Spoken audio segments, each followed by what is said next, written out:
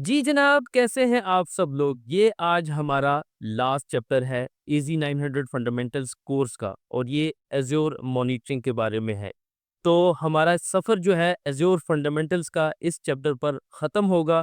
तो जल्दी से शुरू करते हैं और देखते हैं कि एज़्योर मॉनिटरिंग में क्या है।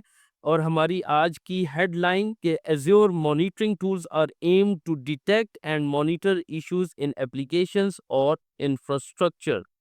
कि आपके इंफ्रास्ट्रक्चर में अगर कोई इश्यूज हैं, अलार्म्स हैं, ठीक है, अलर्ट्स हैं, तो एज़्योर मॉनिटरिंग टूल्स उन सब को डिटेक्ट करते हैं और यूज़र्स को बताते हैं कि इस सर्वर पर, इस वर्चुअल मशीन पर ये इश्यूज हैं, आप प्लीज़ इसको देखें, ट्रबल शूट करें और फिक्स करें। तो जिस तरह नॉर्मली प्रोमीथियस और ग्रिफाना का अगर आपने नाम सुना है, उस पर हमारे पास डैशबोर्ड्स होते हैं और उन डैशबोर्ड्स के थ्रू हम अपने सारे इंफ्रास्ट्रक्चर को, अपनी माइक्रो सर्विसेज को, वर्चुअल मशीन्स को हर लिहाज से मॉनिटर करते हैं। तो कोई इश्यूज तो नहीं है, कोई वीएम डाउन तो नहीं है, कोई सर्विस हमारी डाउन तो नहीं है, यानी कोई अलर्ट तो नहीं आ रहा है ऐसा क्रिटिकल, ठीक है? तो उन टूल्स की मदद से हम अपने इंफ्रास्ट्रक्चर को मॉनिटर करते हैं। इसी तरह अगर हमारा इंफ्रास्ट्रक्चर, हमारे रिसोर्सेज एज़्योर पर चल रहे हैं, तो उसके लिए एज़्योर मॉनिटरिंग टूल्स हैं, जिसकी मदद से हम अपने रिसोर्सेज को, इंफ्रास्ट्रक्चर को मॉनिटर कर सकते हैं। तो उसमें सबसे पहला है what is Azure advisor. Advisor मतलब एडवाइस देने वाला, ठीक है, बताने वाला, रहनुमाई करने वाला। Azure Advisor is designed to help you save time on cloud optimization। कोई बैकडोर्स है, कोई लूप होल्स हैं, कोई कमी बेशी है, तो उसको पूरा करने के लिए Azure Advisor हमें एडवाइस देता रहता है, नसीहत करता रहता है, भाई यहाँ से कोई मसला है, इसको ठीक कर लो। और इट मेक्स रिकमेंडेशंस, ठीक है ना, वही बात होगी कि रिकमेंड करता रहता है, ठीक है। और to help improve reliability, security and performance, achieve operational excellence and reduce costs। तो इसको एक बेसिक एग्जांपल से अगर मैं आपको समझाना चाहूँ, एक तो मुझे एग्जांपल्स भी सोच-सोच के बतानी पड़ती हैं ताकि वो करेक्ट भी हो और आपको जल्दी समझ भी आए। देखिए हमारे मुल्क पाकिस्तान में एक फाइनेंशियल एडवाइज़र है, ठीक है? इसी तरह एक इकोनॉमिक एडवाइज़र हैं। तो वो क्या करते हैं कि किस तरह हमारे मुल्क की इकोनॉमिक सिचुएशन इम्प्रूव हो जाए, वो रिकमेंड करते हैं जो कि प्राइम मिनिस्टर तक जाती हैं या वज़ीर ख़ज़ाना तक वो एडवाइस जाती है कि हम यहाँ से लोन ले लें तो हम इस चीज़ में इन्वेस्ट कर सकते हैं। अब ये क्या है? ये एक रिकमेंडेशन है। एडवाइज़र क्या कर रहा है? रिकमेंड कर रहा है। अब समझ आ रही है? इसी तरह हमारे पास एज़्योर एडवाइज़र भी हमें कुछ मुख्तलिफ प्रैक्टिसेस ऑलवेज़ रिकमेंड करता रहता है। आपकी ये वर्चुअल मशीन, इस पे रिसोर्सेज ज़्यादा है, इसको कम करें। ये एक सिंपल सी मिसाल है कि आपको इतने रिसोर्सेज नहीं चाहिए, आपका इससे भी काम चल सकता है। तो ये एक किस्म की रिकमेंडेशन है।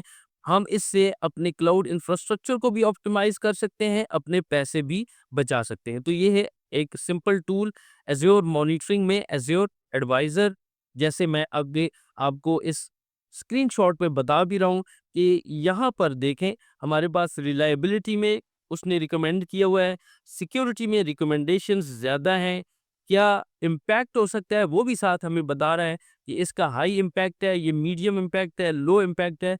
तो जो हाई इम्पैक्ट वाली रिकमेंडेशंस है सिक्योरिटी के पॉइंट ऑफ व्यू से, उस पर तो हमें फ़ौरन एक्शन लेना चाहिए। और इसी तरह ऑपरेशनल एक्सीलेंस, ये चलो एक लो इम्पैक्ट है। और यहाँ पर इसमें देखें कि उसने हमें कॉस्ट के हवाले से भी रिकमेंडेशंस की हुई हैं और इम्पैक्टेड रिसोर्सेज भी बताए हुए हैं। तो उसने रिकमेंडेशंस कही हैं, उन पर हमने काम करना है और ख़ास तौर पर जो हाई इम्पैक्ट हैं, वो तो हाई प्रायोरिटी हैं। तो साथ-साथ हमें एज़्योर एडवाइज़र ये भी बताता है कि जिस वक़्त हम इन सारी रिकमेंडेशंस पर अमल पैरा होंगे, काम करेंगे, तो हमारी 7,000 प्लस सेविंग्स पर ईयर हो सकती हैं। और यहाँ पर देखें परफॉर्मेंस के लिहाज से उसने कहा है कि आप हमारी परफॉर्मेंस की जितनी भी रिकमेंडेशंस हैं उन सबको फॉलो कर रहे हैं। तो ये एज़्योर एडवाइज़र बड़े मज़े का टूल है और यहाँ पर आप मज़ीद कोई और रिकमेंडेशंस वगैरह ऐड करना चाहे इस डैशबोर्ड पर, तो भी आप कर सकते हैं। और आप कहते हैं कि इसको मैं डाउनलोड एज़ पीडीएफ करूँ और अपनी टीम के साथ भी शेयर करूँ, ये भी आपके पास ऑप्शन है। और साथ-साथ create advisor alerts to get notified for new recommendations.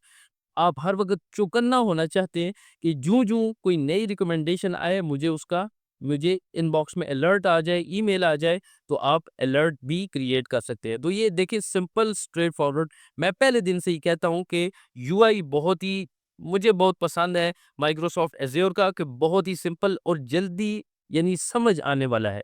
और यहाँ पर मॉनिटरिंग के अलर्ट्स भी आप देख सकते हैं। तो ये हमारे पास एज़्योर एडवाइज़र है, जो कि सबसे बेस्ट टूल है।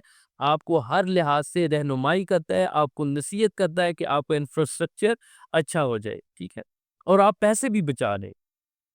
इसके बाद है what is Azure service health? अच्छा, एज़्योर सर्विस हेल्थ को मज़ीद जानने से पहले मैं आपको अपनी एक पर्सनल छोटी-सी यानी करियर स्टोरी बता दूँ कि मैं as systems administrator health server health department था हमारा जिसमें मैंने काम किया है रिमोटली तकरीबन 2.5 साल। सर्वर हेल्थ का डिपार्टमेंट था और उसमें हमारी तकरीबन 5 से 6 लोगों की टीम थी जो कि रोटेशनल शिफ्ट्स में चलती थी और मैं भी उस टीम का एक मेंबर था। सर्वर हेल्थ डिपार्टमेंट का सिर्फ और सिर्फ एक ही मकसद था कि अपने सारे सर्वर्स को वर्चुअल मशीन्स को हेल्दी रखना।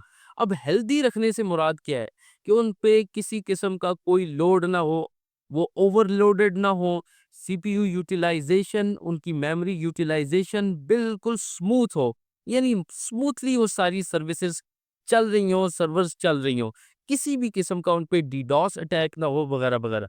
ये है सर्विस हेल्थ।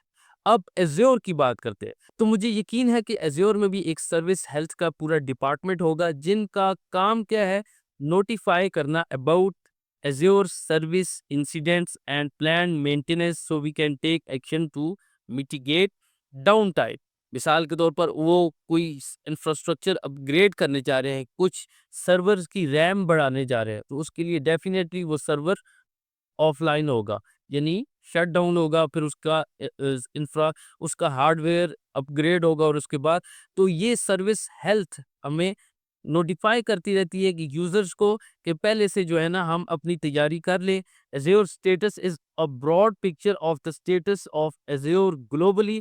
तो एज़्योर के हवाले से इंफ्रास्ट्रक्चर के हवाले से अगर हमें नोटिफिकेशन मिलती रहे कि कोई हमारा सर्वर मेंटेनेंस के लिए तो नहीं जा रहा हमारा, और इसी तरह एज़्योर स्टेटस भी है जिस तरह आप देख सकते हैं ना कि ग्लोबली सारे रीजन्स, सारे अवेलेबिलिटी ज़ोन्स किसी भी किस्म की कोई आउटेज नहीं है, कोई अटैक, कोई नेटवर्क फेलियर, कोई पावर फेलियर वो नहीं है, तो हम एज़्योर स्टेटस से भी देख सकते हैं और हम अपने रीजन के हवाले से देख भी सकते हैं कि इस रीजन में इस वक़्त कोई प्लान्ड एक्टिविटी तो नहीं है।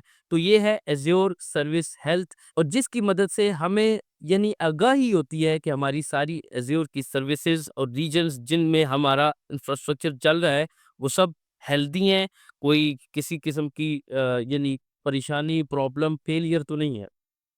और इसके बाद है what is Azure monitor which is used to monitor our resources on Azure, और it collects, analyse and visualise the data, ठीक है?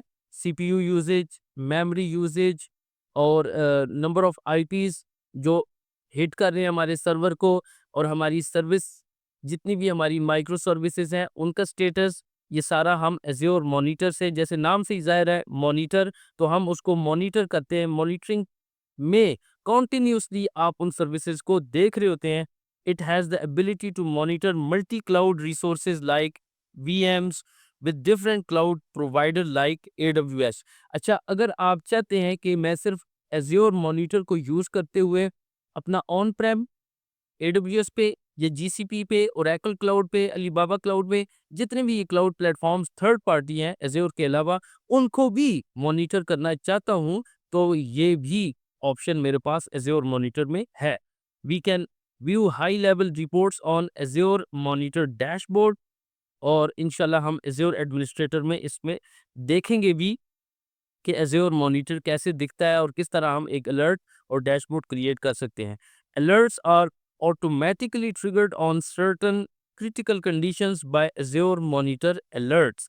तो अगर मिसाल के तौर पर आप चाहते हैं कि आपकी वर्चुअल मशीन की डिस्क स्पेस 90% से ऊपर चली जाए तो आपको एक अलर्ट आ जाए।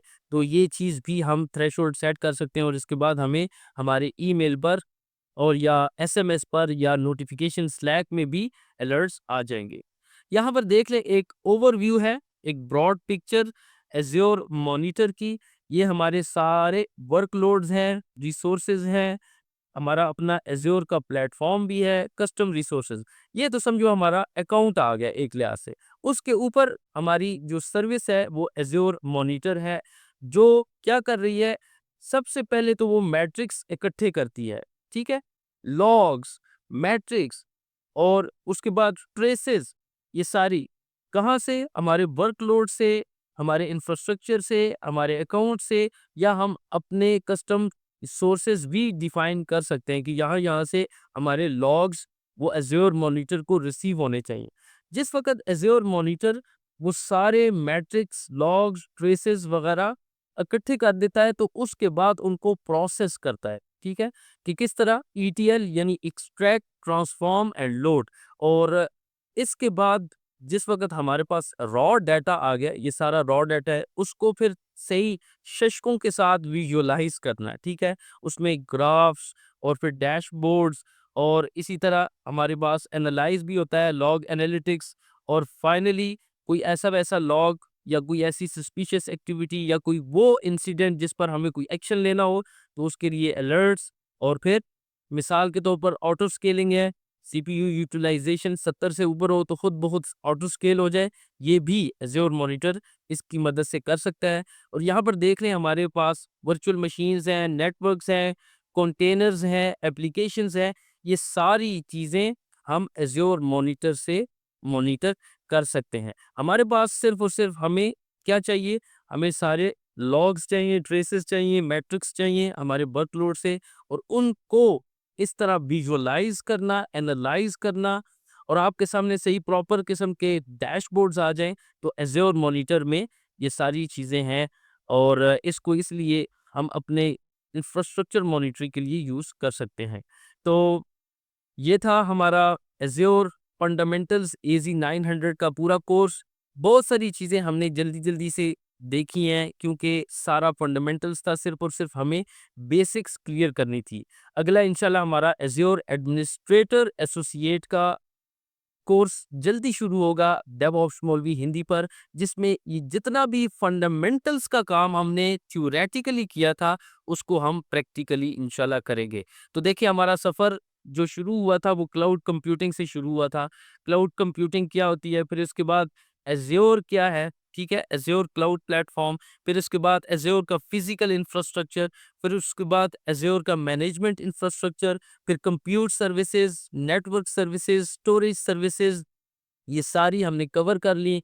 और फिर इसके बाद आइडेंटिटी एंड एक्सेस मैनेजमेंट, ठीक है, फिर इसके बाद एज़्योर सिक्योरिटी, फिर इसके बाद एज़्योर आइडेंटिटी एंड गवर्नेंस, और फिर आज एज़्योर मॉनिटरिंग। तो ये तकरीबन टोटल 13 चैप्टर्स हुए, और इसमें अल्हम्दुलिल्लाह हमने तकरीबन एज़्योर के फंडामेंटल्स और बेसिक सारे कॉन्सेप्ट्स जो है ना वो कवर कर रही हैं। इसके बावजूद अगर आपको लगता है कि कहीं पे मैंने कोई मिस्टेक की है या कोई चीज़ छोड़ दी है, तो ज़रूर मुझे बताइएगा कमेंट्स में। इंशाल्लाह मैं इसी प्लेलिस्ट में उन चीज़ों को ऐड कर दूंगा एक नए लेक्चर की सूरत में। तो आखिर में मेरी मुअद्दिबाना गुजारिश आप सब लोगों से कि डेवऑप्स मौलवी हिंदी को ज़रूर सब्सक्राइब कर लीजिएगा। मिलता हूँ आपसे अगले एज़्योर एडमिनिस्ट्रेटर एसोसिएट के कोर्स में। अपना बहुत बहुत ख्याल रखिएगा, और मुझे कोई भी किसी किस्म का मशवरा देना हो, फीडबैक, सजेशंस, सर आंखों पर, प्लीज़। अल्लाह हाफ़िज़।